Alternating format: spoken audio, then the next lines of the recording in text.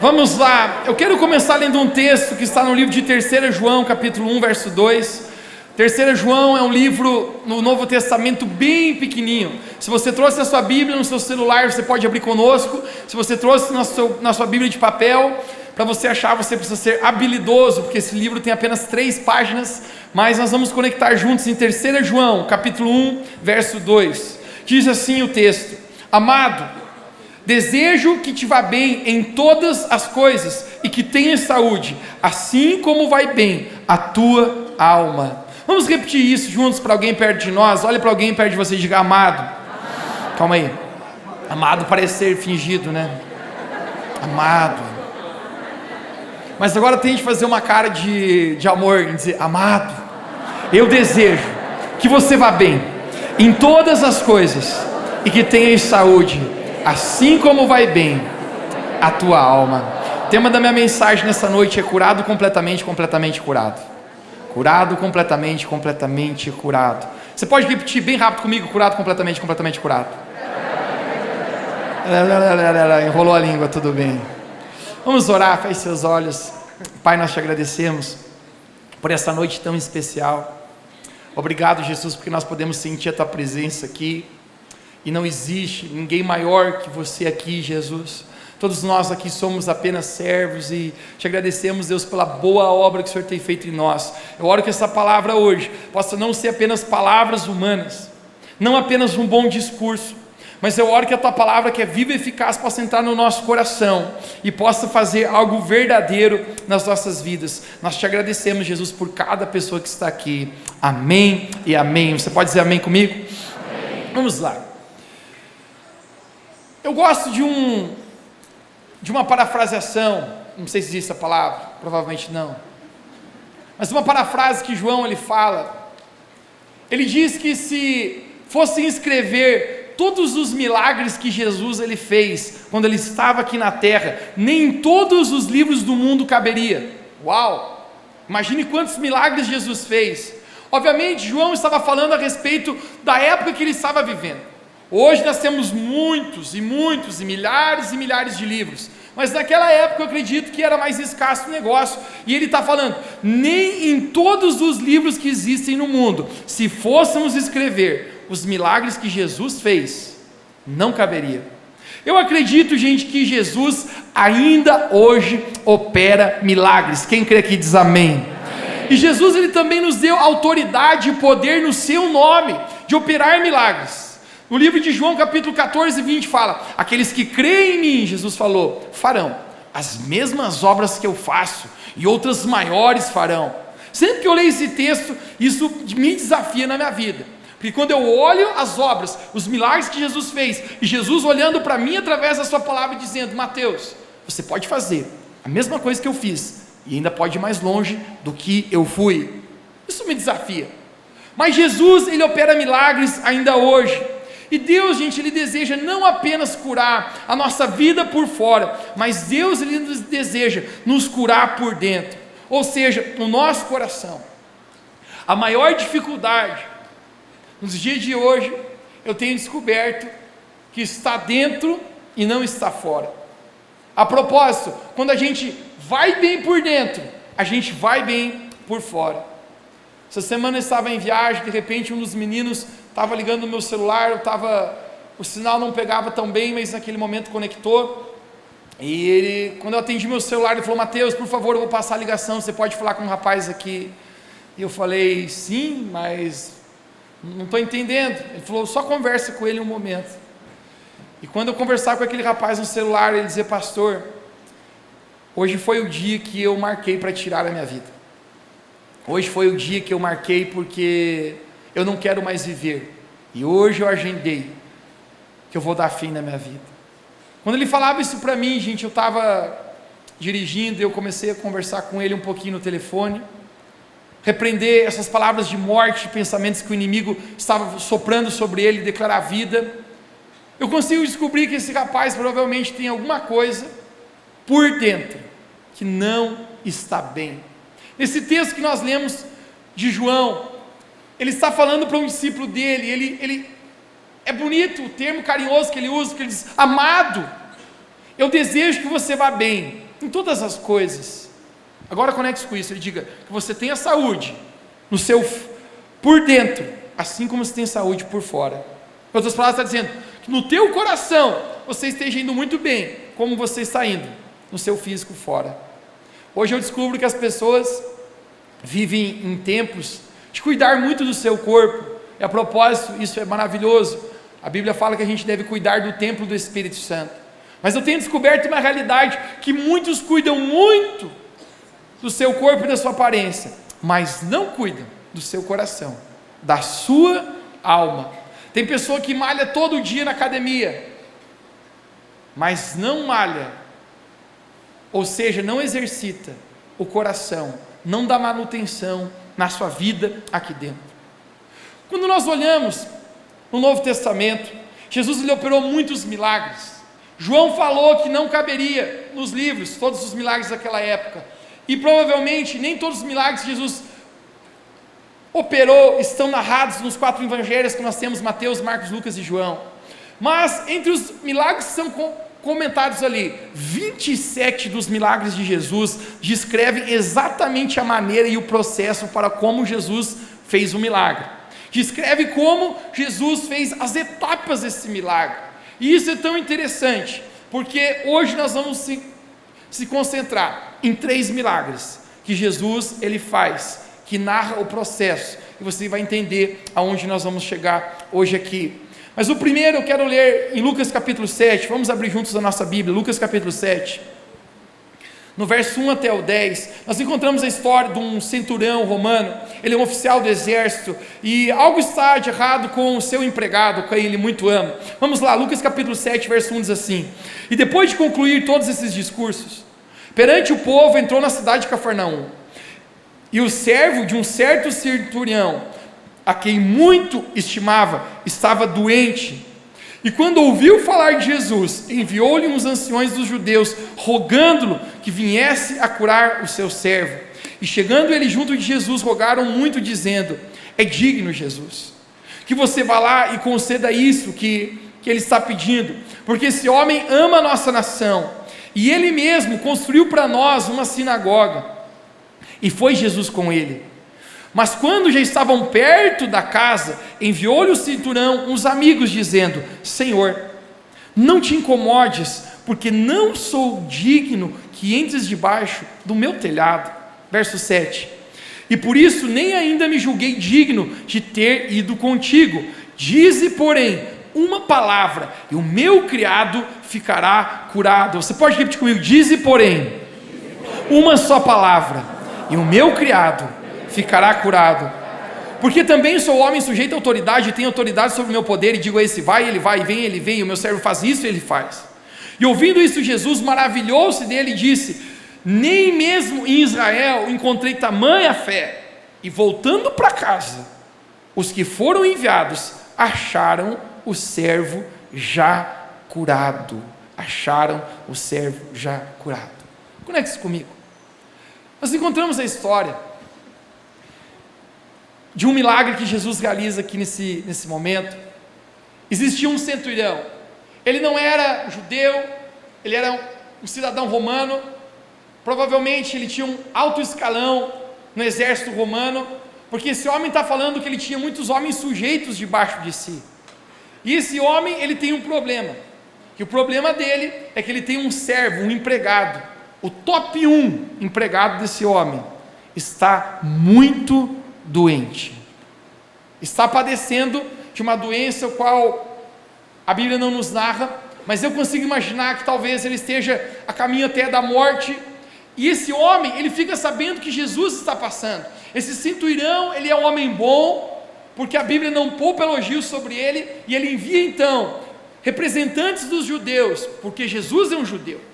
E quando eles chegam lá, aqueles judeus rogam. A palavra que a Bíblia fala é rogam. Rogar é mais do que pedir. Rogar é como quase implorar. Esses homens dizem: Jesus, por favor, atende o pedido desse centurião, porque esse homem é muito bom, esse homem é muito querido, esse homem construiu uma sinagoga, ou seja, uma igreja, um templo para nós. Esse homem é um homem muito generoso. é digno, Jesus, que você vá curar o empregado desse homem. Parece que Jesus se impressiona com essas palavras e diz: uau, um romano praticando tais coisas para os judeus? Jesus vai em direção à casa desse homem, mas quando Jesus está indo, Jesus está virando ali, no calçadão, chega mais amigos daquele centurião, e eles falam: Jesus, o centurião nos enviou, e ele falou algo, que não precisa você ir lá na casa dele, porque ele não é digno de te receber debaixo do seu telhado. Uau! Esse é um homem que está reconhecendo a autoridade de Jesus, esse é um homem que está se humilhando perante a presença de Jesus. Isso está no verso 7, mas a coisa que me cativa, é que no verso 8, nós encontramos aquele centurião dando um recado para Jesus. Ele fala: eu também sou um homem de autoridade, eu tenho muitos empregados ao meu dispor, eu tenho muitos soldados que eu digo: esse vai e ele vai, eu digo para aquele ali: vem e ele vem, eu digo para aquele: faz isso e ele faz isso. No verso 7 ele diz, porém, uma só palavra. Você não precisa ir lá, Jesus, apenas diga uma só palavra, e o meu servo, o meu empregado será curado. Você pode repetir mais uma vez comigo? Diga: uma só palavra. As palavras de Jesus têm poder para curar. A Bíblia fala no livro de Salmos que os anjos carregam a palavra do Senhor. Sabe o que acontece? Quando eles falam isso, Jesus ele se impressiona, e Jesus disse: uau, nem mesmo em Israel eu encontrei tamanha fé da maneira que esse homem tem. Quando aqueles homens chegam em casa, eles se encontram com uma coisa: aquele homem já estava curado. Agora eu quero que se conecte comigo, eu quero que todo mundo repita algo nesse momento. Diga: Jesus tem poder para curar, apenas com uma só palavra. Eu quero que você pegue isso e coloque no seu bolso agora. Depois nós vamos usar essa mensagem, esse momento de uma só palavra na nossa mensagem. 3 João capítulo 1, verso 2, nós acabamos de ler. João falando: eu desejo que você vá bem por fora, assim como você vai bem por dentro. Salomão, em capítulo 3, verso 23, fala: entre tudo que se deve guardar nessa vida, guarda o teu coração. Nosso coração são os nossos sentimentos, são nossas emoções. Salomão ele vai mais longe, ele fala assim: toda a sua vida, tudo que está acontecendo hoje é resultado de uma nascente. Tudo que está acontecendo, suas decisões, a sua maneira de caminhar, é resultado de uma nascente, que se chama o teu coração. Ele diz: entre tudo que você deveria guardar, guarda o teu coração, porque dele procede as fontes para a vida. O coração, ele precisa ser guardado, e a alma é o fundamento para a nossa prosperidade. Se você não está bem por dentro, você não pode estar em qualquer lugar por fora, você não está bem, sim ou não? Alguma vez você já estava num lugar e você se sentia mal por dentro? Algo que eu descobri, que a alegria e a felicidade, gente, não está fora, está dentro. Eu descobri muitas pessoas vivendo numa alta condição financeira, mas muito tristes por dentro. Eu conheci pessoas muito pobres, mas desfrutando de muita alegria, porque a alegria está dentro. Tempo atrás eu estava com um amigo meu, e um desses amigos mais abestados, e eu falava sobre isso, a gente estava comentando sobre que a alegria está dentro, não está fora. Ele levantou a mão, eu falei: opa. Ele falou: Mateus, mas eu prefiro chorar numa BMW que num Fusca. Eu falei: talvez, não vou discordar disso, mas eu prefiro ser feliz dentro de um Fusca do que chorar dentro de uma BMW. Ele falou: eu ainda não sei. Eu falei: você é abestalhado. Mas o simples fato é que quando o coração não está bom,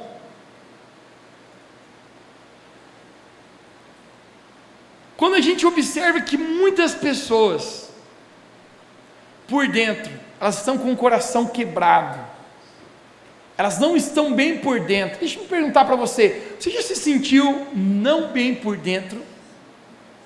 Quando você está vivendo eu encontrei uma mulher aqui nos corredores da nossa igreja, um mês atrás, ela falou: pastor, eu comecei a vir à igreja domingo passado, e eu gostei tanto, e eu queria apenas pedir que o senhor orasse por mim, porque eu não estou bem por dentro. Ela começou a chorar, eu abracei ela e falei que Jesus tinha um plano, um propósito no coração dela, o quanto ela era amada, mas o simples fato é que muitas vezes nós somos bons em aparentarmos uma aparência, um estereótipo por fora, mas o nosso coração, a nossa alma não está bem por dentro. João está dizendo: eu desejo, meu amado, que você vá bem na sua alma, assim como vai bem a tua saúde. Porque em outras palavras ele está dizendo, tem pessoas que podem ter muita saúde por fora, mas não estão bem por dentro. Mas agora eu quero levar você a se conectar com o segundo milagre, o qual nós vamos compartilhar juntos. Falei para você que nós vamos falar de 3 milagres hoje. O segundo milagre está no livro de Lucas capítulo 5, verso 12. Esse milagre é interessante, ele também fala o processo de como Jesus faz. Vamos lá, Lucas capítulo 5, verso 12 diz assim: e aconteceu que quando estava numa daquelas cidades, eis que veio um homem cheio de lepra. Alguém diga comigo lepra, 1, 2, 3. Vendo a Jesus, prostrou-se o seu rosto e rogou-lhe, olha essa palavra novamente, rogou-lhe dizendo: Senhor, se tu queres, podes me fazer limpo. E Jesus, estendendo a mão, tocou-lhe, dizendo: eu quero, seja limpo. E logo a lepra desapareceu dele, e ordenou-lhe que a ninguém dissesse, mas falou: vai e mostra-se ao sacerdote, oferece a tua oferta pela purificação, o que Moisés determinou, para que lhe sirva como testemunho. Lepra. Olhe para mim, eu quero que você precise entender hoje o que era a lepra no primeiro século. A lepra no primeiro século era a pior doença que existia. Não existia nenhuma doença pior do que a lepra. Talvez se nós fôssemos falar sobre lepra, é como um câncer maligno, um câncer que já avançado, que corrói e mata. A lepra, acreditavam que era contagiosa, e daquela maneira, a principal doença do primeiro século é lepra, e a pessoa que adquiria lepra em seu corpo, ela estava fracassada ou destinada já a desmanchar seu próprio corpo. Se você batesse em uma pessoa que tem lepra, possivelmente aquela pessoa poderia perder o seu braço, perder o lugar que estava contaminado pela lepra. Agora, os judeus, eles eram muito categóricos, e os judeus, eles excluíam da sociedade todo mundo que tinha lepra.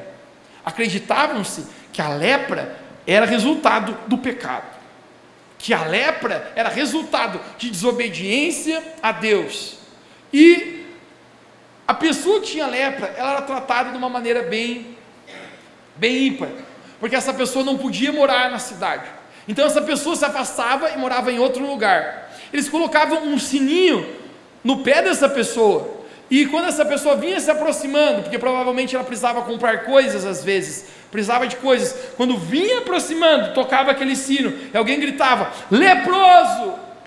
E todas as pessoas corriam para longe daquela pessoa. Imagine o que era ser leproso. Imagine viver num contexto isolado. Imagine viver num contexto separado de todas as pessoas, privado dos relacionamentos, privado de todas as coisas. Quando aquele leproso aproximava, alguém gritava: leproso, ele é impuro, e todos se distanciavam. Porém agora Jesus está passando. Olha aqui, olha aqui. Jesus está passando, e quando Jesus chega, esse homem se prostra perante Jesus, ele fala: Jesus, se você quiser, tu podes me curar. Uau, um pedido para Jesus. Sabe o que Jesus fala? Jesus fala: eu quero. Deixa-me falar algo para você, querido. Nós servimos a um Deus bondoso. Hoje nós cantamos aqui que Jesus é bom. Jesus, ele olha para aquele homem leproso, e Jesus fala: eu quero te curar. E a Bíblia fala que Jesus estende a mão e o toca. Estende a mão e o toca. E diz: seja curado. Imediatamente a lepra deixou aquele homem. Agora eu quero que você se conecte com algo aqui. Existia uma lei que os judeus não poderiam tocar em outro leproso. É quase contagioso. Ninguém é bobo o suficiente de pegar uma doença que não tem cura, uma doença que vai se espalhar e não apenas influencia em você provavelmente morrer, mas se você se manter vivo, isso muda radicalmente a sua vida. Mas nesse momento, Jesus ele toca aquele homem.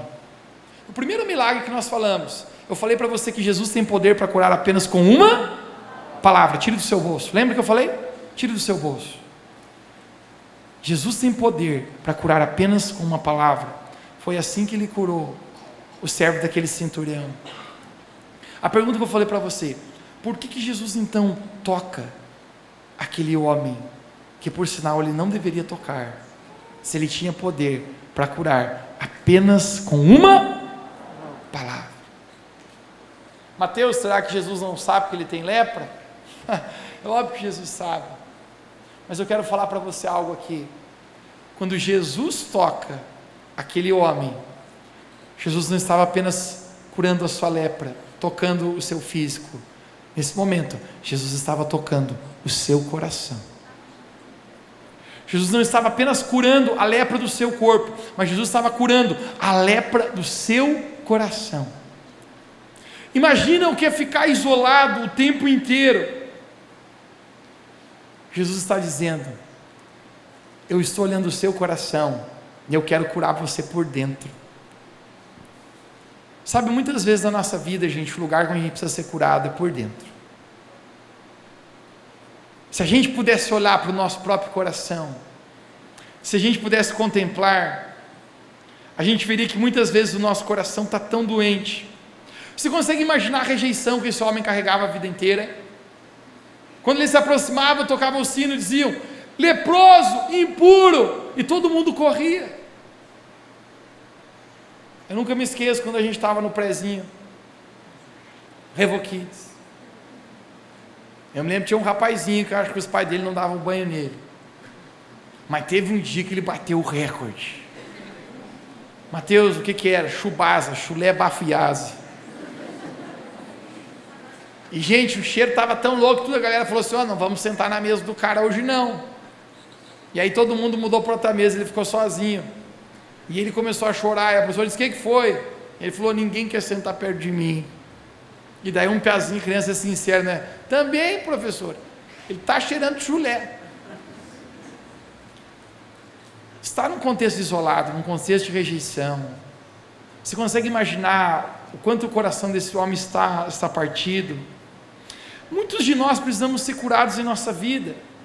Talvez na sua vida você teve uma família tão disfuncional que machucou a sua alma, passou por experiências tão disfuncionais que machucaram o seu coração, relacionamentos quebrados e até mesmo humilhação. Você consegue imaginar a humilhação que esse homem passou por todas as vezes? Agora Jesus está dizendo: eu estou tocando você, porque eu não quero apenas curar a sua lepra, eu estou tocando você, leproso, porque eu estou curando o seu coração. Sabe o que eu quero declarar para você aqui nessa noite? Jesus ele quer curar corações aqui nesse lugar. Jesus ele quer curar você por dentro aqui. Jesus estende a mão e cura ele e fala: agora você vai até o sacerdote, você oferece a sua oferta ao sacerdote que a Bíblia manda, e depois disso você vai voltar para a igreja, porque eles eram proibidos de congregar, eles eram proibidos de participar da reunião, porque ele é um leproso. Jesus está dizendo: eu estou reconstruindo agora a sua vida espiritual. A lepra é um símbolo do pecado, eu falei para você. Sabe, gente, uma coisa que eu descobri que machuca o nosso coração é o pecado. O pecado nos dá prazer, mas rouba a nossa alegria. Escreva essa frase no seu coração. O pecado te dá prazer, mas ele rouba a sua alegria. Eu tenho visto que o pecado talvez seja, ou melhor, tenho certeza que seja, A principal razão porque o nosso coração acaba se quebrando e se desmanchando, Jesus está dizendo: eu estou purificando você. Não pode mais ter uma vida espiritual, mas Jesus está dizendo para esse leproso: agora você terá novamente. Eu estou novamente colocando dentro de você a capacidade de se relacionar, de estar vivendo debaixo de um relacionamento com Deus. Talvez o terceiro milagre que eu vou comentar contigo seja o preferido meu. Ele está narrado no livro de João também. É o terceiro milagre, e tudo vai fazer sentido agora onde nós vamos chegar aqui.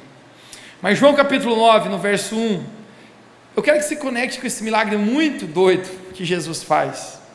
João capítulo 9 diz assim: e passando Jesus viu um homem cego de nascença. Alguém diga comigo bem alto nessa noite: cego de nascença. 1, 2, 3.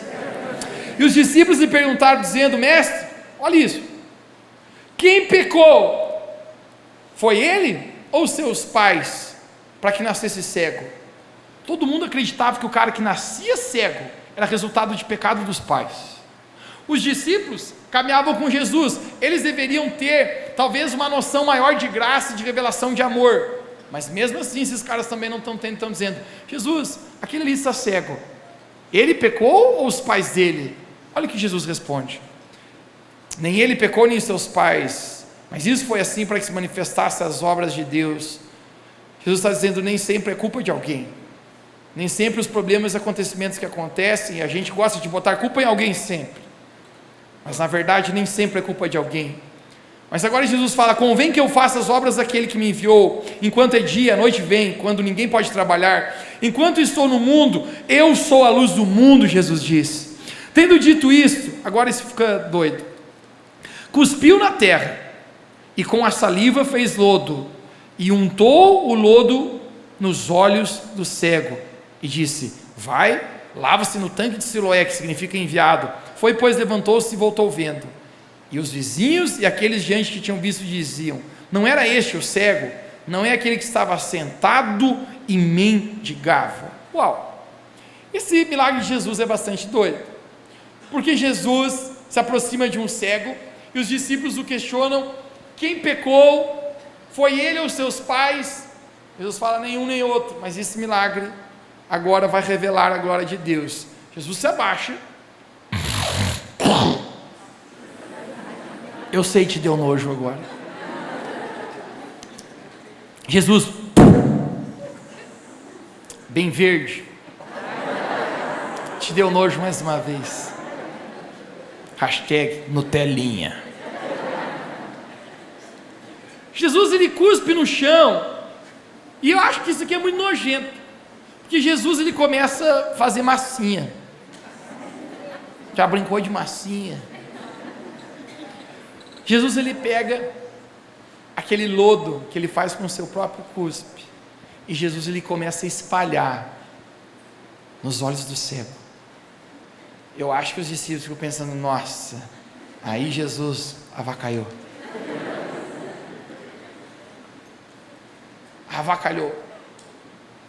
Mateus, por que Jesus está fazendo isso? A propósito, no primeiro milagre do centurião, a gente falou: Jesus tem poder, tire do bolso de novo, para curar apenas com uma? Por que Jesus tem que cuspir? Jesus só fala, está curado, já cura. Por que cuspir? Eu preciso explicar algo para você aqui. Aquele homem, eu falei para você, eles acreditavam que todo camarada que nascia cego, não que ficou cego, que nascia cego, era parte de juízo de Deus. É como se aquele cara estivesse sendo amaldiçoado por Deus, talvez por pecados geracionais de seus pais. A Bíblia fala no livro de Deuteronômio que aqueles que vivessem em abominação a Deus, seus filhos nasceriam cegos. Isso é um sinal de juízo. Então todo judeu, debaixo daquela tradição ortodoxa, ele acredita: todo camarada que nasce cego é juízo de Deus, seus pais praticaram abominação, idolatria, e essa é uma sentença de juízo divino. Quando eles passavam por crianças que nasciam cegos, judeus cuspiam nessas crianças. Uau, isso é forte. Eles olhavam e diziam: o que vocês fizeram? Praticaram bruxaria, praticaram abominações ao Senhor, e eles cuspiam sobre aquela criança. como um sinal de desprezo, como um sinal de repúdio. Eu quero imaginar quantas vezes, talvez aquele cego, foi cuspido em seu rosto durante a sua vida. O cuspe é uma coisa muito doida, porque eu acredito que não existe nada mais humilhante do que cuspir na cara de outra pessoa, sim ou não? Quem é aqui da época boa, você lembra quando ia dar briga no colégio? Estava aqui, dois, pensando se vão brigar, e aparecia sempre um abestalhado que fazia assim: quem é mais homem, gospe aqui. Gente, eu nunca entendi por que esse trem, mas se eles estavam pensando em brigar, nessa hora o neurônio some, porque o sangue está doido, e aí quando o cara dizia quem é mais homem, gospe aqui. Quando um outro cuspia, o que aquele cara fazia? Baixava a mão, e aí, gente, o cuspe pegava direto na cara. Se acontecia isso, não tenha dúvida, quem já viu, o pau quebrava na hora. Gente, era voador, era chute. Eu sempre pensei, não tinha que brigar os dois, tinha que brigar com o cara que falou que é mais homem, gospe aqui. Ele que fez a pegadinha do malandro, né? Ele abaixou a mão. Mas porque quando o cuspe pegava, gente, é um sinal de tanto desprezo e humilhação que ninguém aguentava. A porrada comia, mano. Jesus foi cuspido na sua cara também, você lembra? Antes de Jesus ir à cruz, morrer por nós, a Bíblia fala que cuspiram no rosto de Jesus, o quão humilhante é, e Jesus ele não revida. Esse homem, esse cego de nascença, a vida inteira está sendo cuspido, e agora Jesus novamente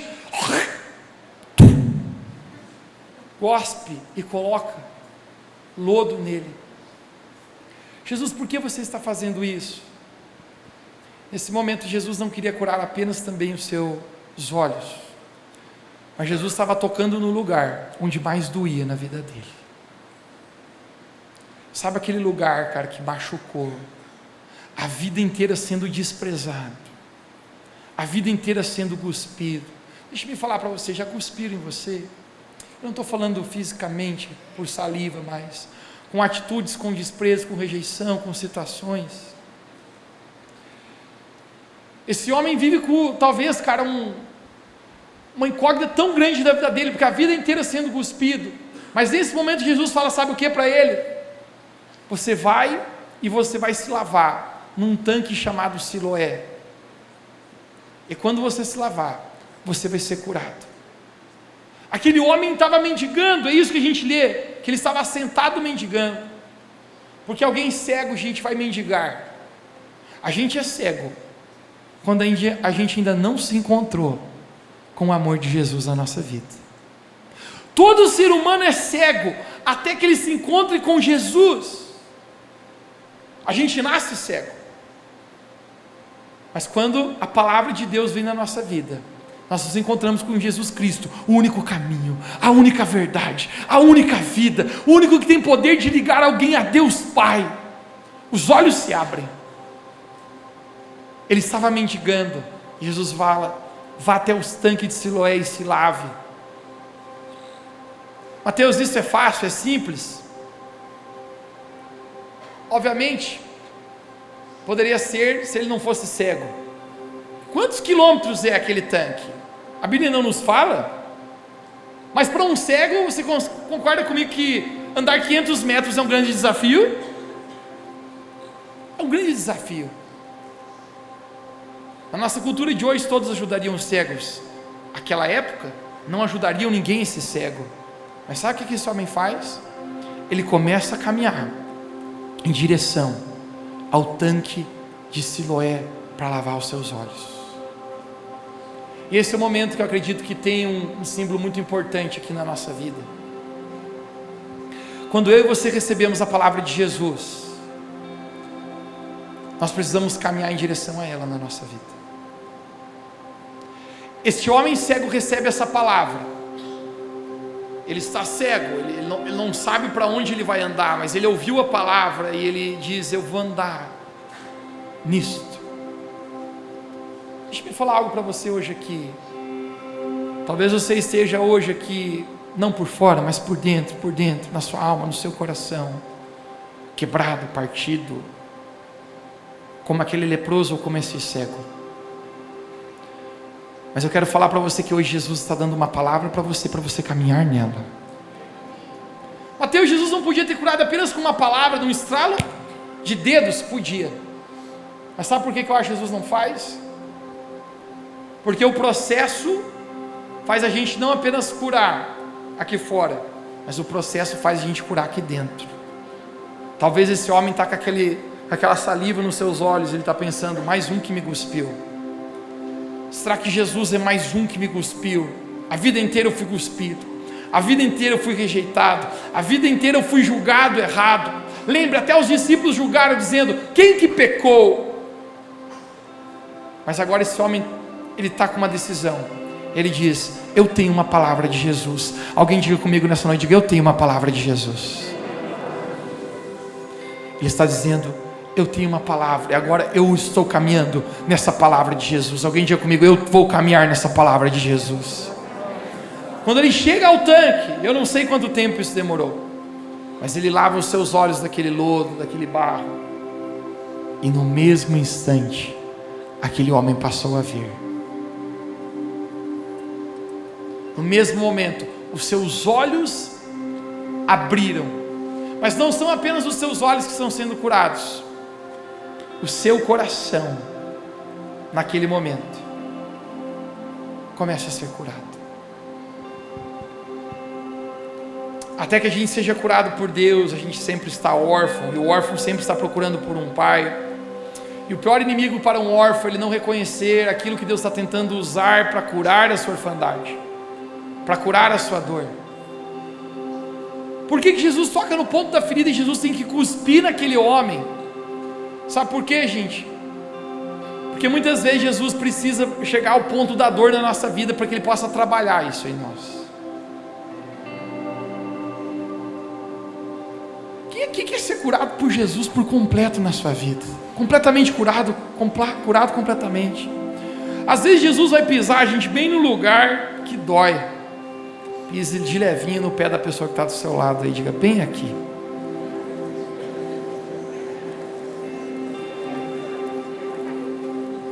Às vezes Jesus vai mexer bem no lugar, gente, onde cuspiram, bem no ponto da dor. Mas sabe por quê? Porque Jesus, Ele quer curar você completamente.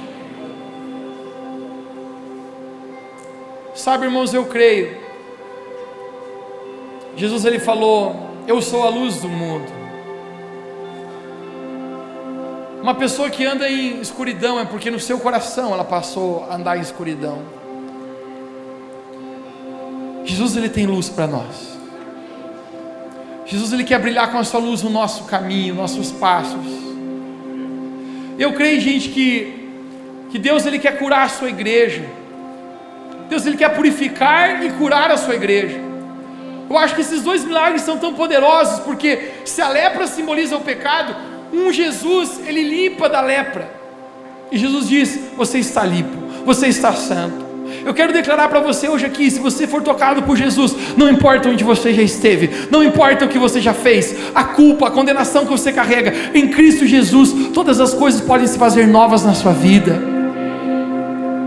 Ele toca aquele homem que está cego, que está doente, mas muito mais doente por fora, doente por dentro, e Jesus cura aquele homem. Eu quero dizer para você, se você for tocado por Jesus, se você caminhar na palavra de Jesus, não importa o que você sofreu no seu passado, o destino e o futuro que Deus tem para você é muito maior do que o seu passado. Jesus está curando. Como a gente precisa ser curado por Deus, cara. Jesus toca aquele homem, aquilo que quebrava a sua alma, agora Jesus usa para curar a sua vida, porque isso se torna nosso testemunho, você sabe. Jesus, Ele falou, aqueles que crerem em mim, farão as mesmas obras que eu faço, outras obras maiores farão. Mateus, o que você crê sobre isso? Sabe o que eu creio? Essa grande obra que nós podemos fazer é carregar o nosso testemunho, é aquilo que Deus fez em nós, irmãos. aquilo que Deus nos curou, aquilo que Deus nos libertou. Eu quero falar para você, Jesus te chamou para viver uma vida livre do pecado, uma vida livre da dor, uma vida livre da rejeição. É difícil viver com uma pessoa machucada, é difícil ser machucado, porque na intimidade sempre transparece as feridas. Eu quero falar para você, filho e filha de Deus, Jesus tem cura para a tua vida hoje. Amado, desejo que você vá bem em todas as coisas, e que você tenha saúde na sua alma, assim como você está indo bem no seu corpo físico. Eu quero declarar sobre nós, igreja, hoje, que você seja, no seu coração, curado por Jesus, que na sua alma você possa estar indo bem, curado completamente curado. Que quando a gente vai bem por dentro, gente, a gente vai bem por fora. E eu creio que os pensamentos de Deus são bons para a nossa vida. Se hoje você sente Jesus falando com você onde você está, eu sei, enquanto eu estava falando, talvez Deus mesmo mostrou para você coisas que você não precisa cura no teu coração. Nunca para, você sabe? Eu já fui muito curado por Jesus, mas toda vez que eu entro na presença de Jesus, eu descubro que tem mais uma coisinha para ser curado, mais uma coisinha para ser reconstruído. Nessa manhã, nessa noite, de manhã já foi. Nessa noite, e mais do que essa noite, nessa semana, eu quero declarar para você uma temporada de cura de Deus sobre a sua vida. Quero declarar sobre você hoje, que você está saindo hoje aqui com uma palavra de Jesus, você está saindo com lodo nos seus olhos. Espiritualmente falando, você tem uma palavra para você caminhar e carregar, porque quando você se lavar no tanque de Siloé, quando você se lavar nas águas do Senhor, você será curado em nome de Jesus, da sua dor no seu coração. Se existem pessoas aqui com dores físicas, com enfermidades, eu quero profetizar agora em nome de Jesus, receba a cura onde você está também. Jesus é poderoso para curar, completamente curado completamente. Se você crê nisso, você pode dizer amém onde você está. Fique de pé comigo, vamos orar.